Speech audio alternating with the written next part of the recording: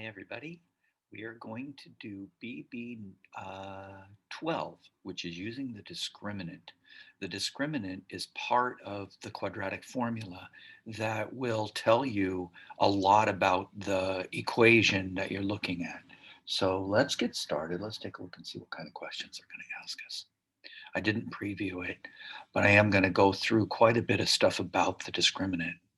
Okay, so if we have an equation and it's in standard form, quadratic equation, it says,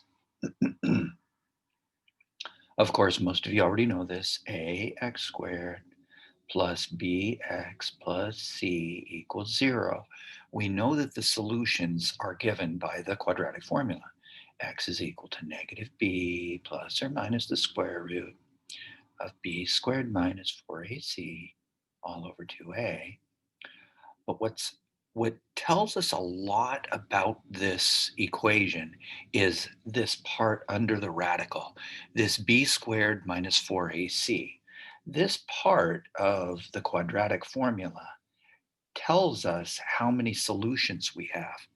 You see, if that turns out to be 0, then we only have one solution because negative b plus or minus 0 is just negative b.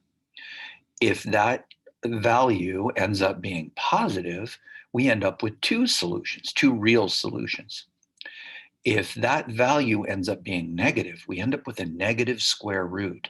And remember, negative square roots are considered imaginary or complex numbers. So we get no real solutions, but we get possibly two imaginary solutions. Now, if you think about it, you can realize that these are describing the roots as well. So if you have an equation that looks like this, which we sort of do in this case, where this is -1, notice that we only have one root. And in this particular case, we're talking about one solution. And this is where the b squared minus 4ac should be equal to 0, because this is a perfect square trinomial. There's another situation where you might have two solutions, and that looks like this. This is the situation where you have two real solutions, and then b squared minus 4ac is positive. So this is the case where the discriminant is positive. This is the case where the discriminant is 0. And you have a final case where there are no real solutions. In other words, it will never be equal to 0. And you can visualize that one real easily with a parabola that looks like this. Notice that that value will never be 0 for the y value. So if you end up with a negative discriminant, you end up above the x-axis, and there are no real solutions. So given all that, we're going to take b squared minus 4ac, and what we should get for this one is 0. So b is equal to 2, and I like to put plus -4. A is equal to this 1 in front of the s squared, and c is equal to the 1. And our discriminant value is 4 plus -4, which is 0. And that is this situation right there. And we get one solution, one real solution. I sometimes like to call this a double root. And this is because the parabola is sitting on the x-axis. And this will happen even when you have bigger polynomials, if you have any square factors in there. In this particular case, we're looking at s plus 1 times s plus 1 equals 0. And so our two solutions, our single solution really, is s equals -1. And that is a single root, but it's a single value, but I call it a double root. Anyway, lots of stuff there. I guess I ought to put the answer in there, which is 0, because that is the value of the discriminant. Okay, way too much information, I know. So in this one, again, we have a perfect square trinomial. And in this one's a little harder to recognize. This happens to be 3w plus 1 squared. If you didn't notice that, that's okay. We're just looking at the discriminant anyway. So again, A is 9, B is 6, and C is 1. I'll write that down. A equals 9, B equals 6, and C equals 1. Remember that it has to be in this format or it doesn't work. And our discriminant is B squared minus 4AC. Again, I like to change it to plus and negative. It just leads you to fewer problems mathematically. The B needs to be in parentheses, although, why did I put B equals C? 6. Oh, 6. Sorry, guys. What the heck I was doing there? 6 squared plus negative 4 times A, which is 9, times C, which is 1. And we have 36 plus negative 36, which gives us our 0. Our actual root is at negative 1/3. W equals negative 1/3 is the actual root. And if I were to graph it, if this is negative 1 right there, my graph would look something like this. And notice that it just touches the x-axis and gives us that root right there. So this is a 0 discriminant. And that's it.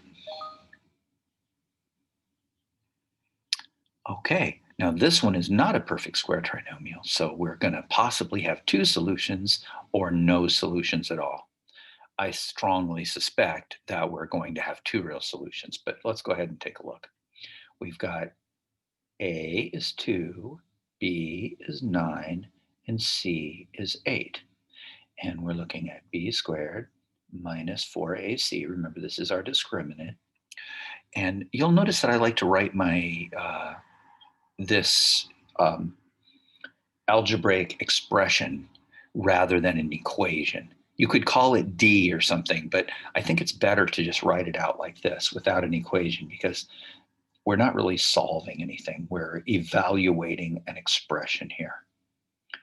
And so B is 9, and A is 2, and C is 8, plus a negative. Now this is 81 plus negative 64, isn't it? This is 8 times 8. And when we add those together, we do get a positive 17. And yes, we do. And a positive value means that it's going to look something. I suspect that it's going to be over here, something like this, where this goes through 0, 8, because I can see the y-intercept is 0, 8. Okay, so the discriminant is 17. We get 2 real solutions. 2 real solutions, as opposed to 2 complex or imaginary solutions. All right. Looks like we could possibly have a negative situation here, but let's take a look. B squared minus 4AC. I'm going to quit writing this, but B is 2 plus negative 4 times A is 2 and C is negative 6. Be careful. That really is a plus negative 6. That's what that stands for right there. That's why the C is negative. And we have 4 plus, and notice that that ends up being 48, doesn't it? So we get 52, which means we have 2 real solutions. And we'll move right along here. And this time, okay, so now we're going to evaluate it and we're going to identify it. So if we get a negative, if we get a 0, or if we get a positive, that's what we're looking at here. And we want B squared minus 4AC. So B is 2, A is 5, and C is negative 1. And that is 4 plus 20, which is 24. So we're talking about a positive 2 real solutions.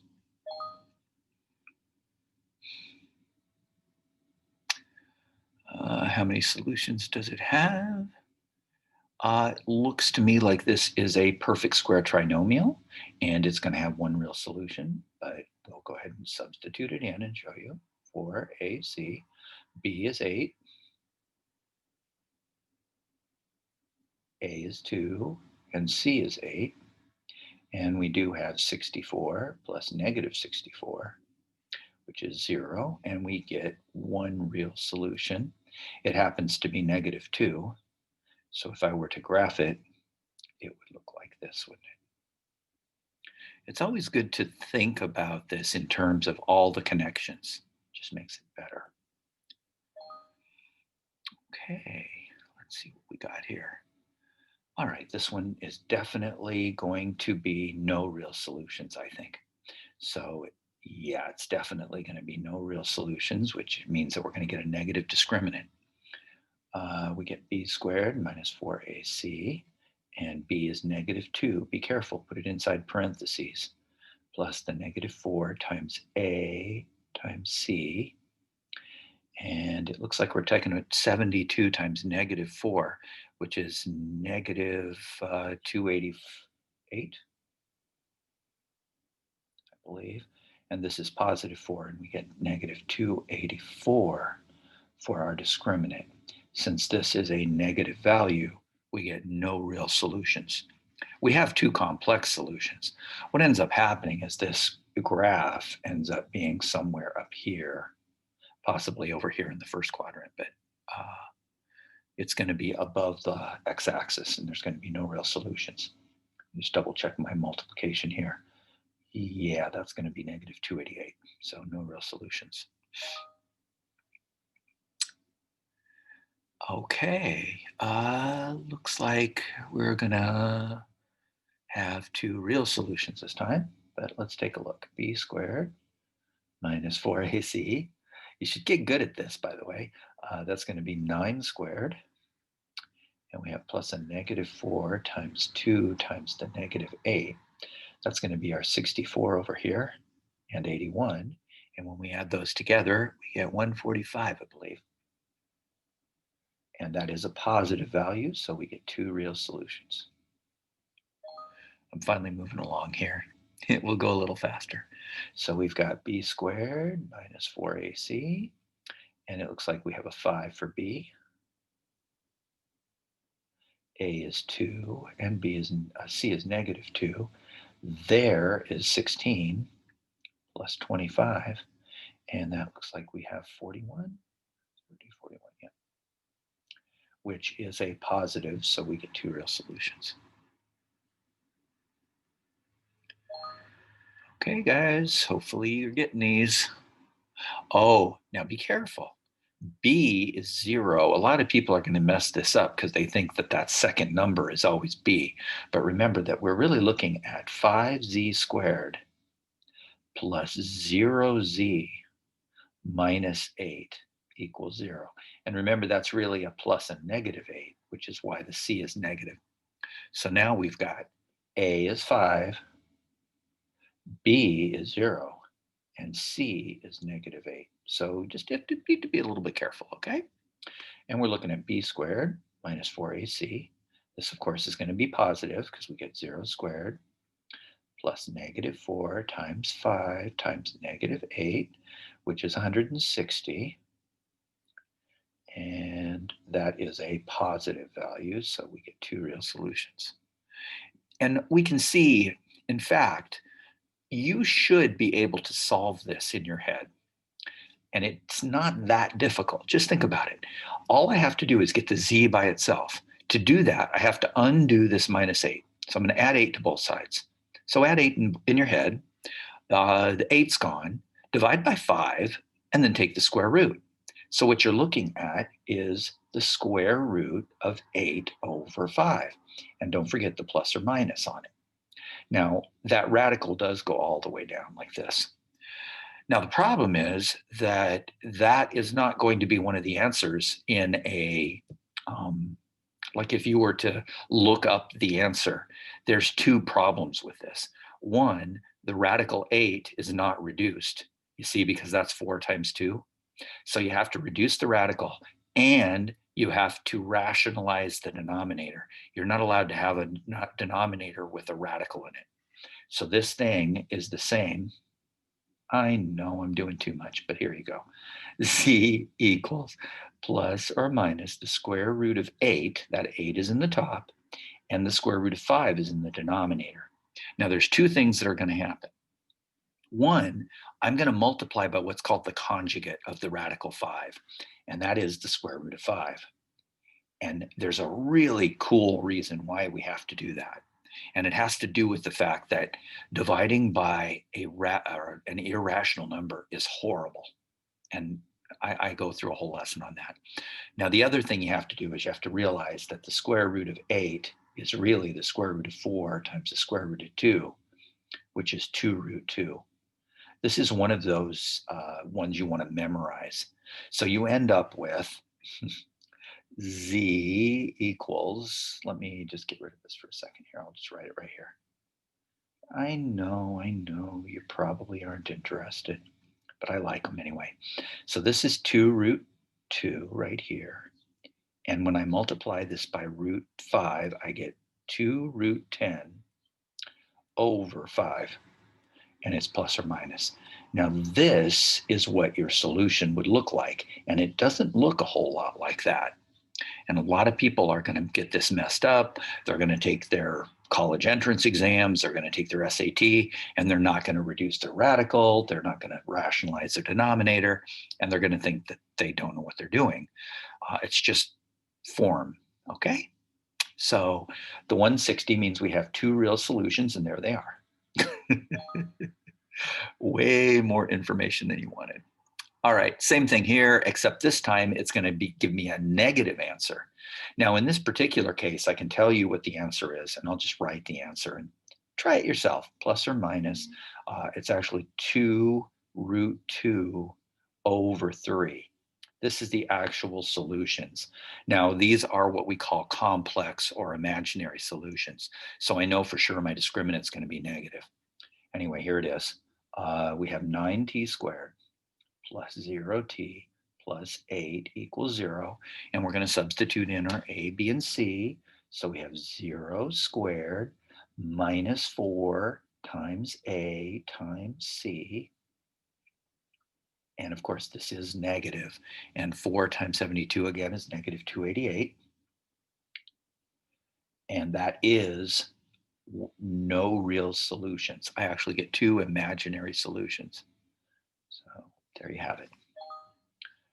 I'm going to pause it for just a second, decide whether I want to keep going or not. I was wondering if they were going to do this. We do need to get everything equal to 0. And we have a couple of choices here. I think it's a better choice to get everything on the left so that we get a positive 6u squared. For a lot of reasons, that makes your life easier. Notice that we do have a common factor, so we could factor out the 3 as well. So there's a couple of things that are going to happen. First of all, let's go ahead and deal with this. A very common mistake is to think you can just choose B as -9 and A as -6 and C as -3, but that's not the case. You end up with 9u equals -6u squared minus 3. And what I'm going to do is I'm going to add 6u squared to both sides and add the 3 to both sides. So I'm doing this. Now, normally I wouldn't bother with this, but I just want to make sure it's perfectly clear what I'm doing. And I have a plus 3. Well, that's so that it's equal to 0, because that's going to be my standard form quadratic. And that is 6u squared minus 9u plus 3. Now, in general, it's always better to take out a common factor. And in this particular case, the common factor is 3. So if I take out that 3, I get 2u squared minus 3u plus 1 equals 0. And I could use a equals 6, b equals -9, and c equals 3. Or I could use a equals 2, b is -3, and c is 1. And either one of those would give me the correct answer. In this particular case, it looks like it's factorable, and I think I get a 1/3 and a 1/2 for my two, or yeah, I think I get a 1/2 and a 1 for my two solutions. But anyway, let's go ahead and substitute it in. I've got b squared minus 4ac, and so the b is -3 plus -4 times 2 times 1, and that is going to be 9 plus -8, which is 1. So that is 2 real solutions. And if I solve for this one, if I do the b squared minus 4ac, I'm guessing I might get +3. Let's take a look and see. I'm not sure. B squared minus 4ac, I'm going to get -9 squared plus -4 times 6 times 3, and that is 72 plus 81, -72, excuse me. And that was a +9. Oh yeah, the difference is squared, isn't it? Yeah, anyway, not a big difference. You still get 2 real solutions, of course. And the 2 solutions, if I were to factor this, it would be 2u minus 1 times u minus 1, I believe. Yep. And my 2 solutions are 1 and 1/2. If you were to graph this thing, it would be through 1. I'm going to put my 1 way out there, and 1/2, so it would look like this. And your vertex would be right in between there at 3/4. Lots of stuff going on. 2 real solutions, though.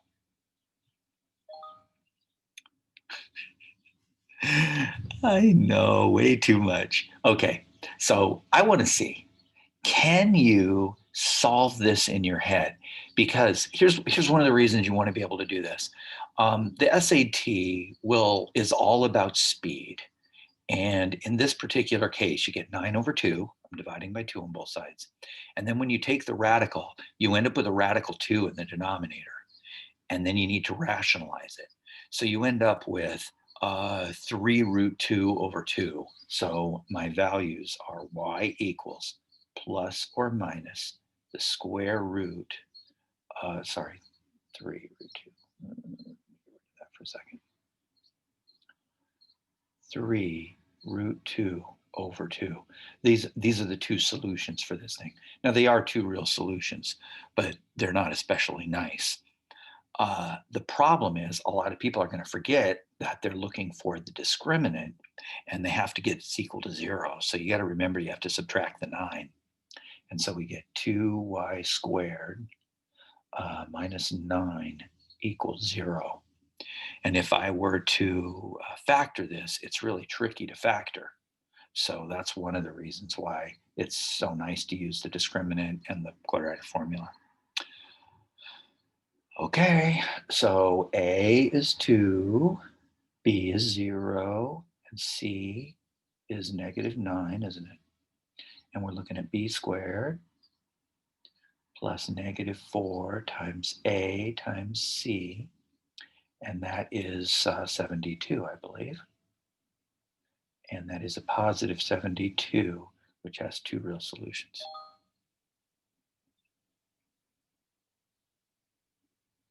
Okay. Hopefully you recognize this one. The 2 solutions are 6 and 1. If you haven't practiced enough to be able to do that, all I'm doing is I'm just factoring this into r minus 6 times r minus 1 equals 0. So 1 and 6 are my solutions, and I have 2 real solutions. Done. Although, of course, you're supposed to put in the b squared minus 4ac. And we're going to do -7 squared plus -4 times 1. Remember, a is 1 and c is 6. And we end up with 49 plus -24. And we get 25 for our solution, which gives us 2 real solutions. Notice when you get a perfect square, you get 2 rational solutions, which happen to be r is 6 and r is 1. And of course, if we were to graph it, 1, 2, 3, 4, there it is, right there, and right there, and our midpoint of these, which is 3.5, is our vertex, and yada, yada, yada. 2 real solutions.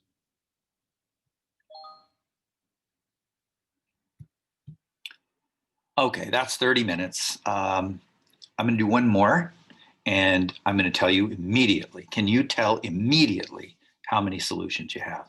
And hopefully you can see there are no real solutions for this. I'm squaring a number and getting a negative. The only way that's going to happen is if I have imaginary numbers involved. And this is a problem we've done before. So if you can get your two solutions, you have to rationalize that radical 5, and you have to take the 2 root 2. And we did this one before, except that it was without the I on it. So this one ends up being, I believe, plus or minus 2 root 10 I over 5. So those are the two solutions. There are no real solutions. Remember, you do have to add that 8 to both sides so that we have 5q squared plus 0q plus 8 equals 0. And we would substitute in the b squared minus 4ac. But there are definitely no real solutions. I do not have to go through all this and this to recognize that there are no real solutions to this.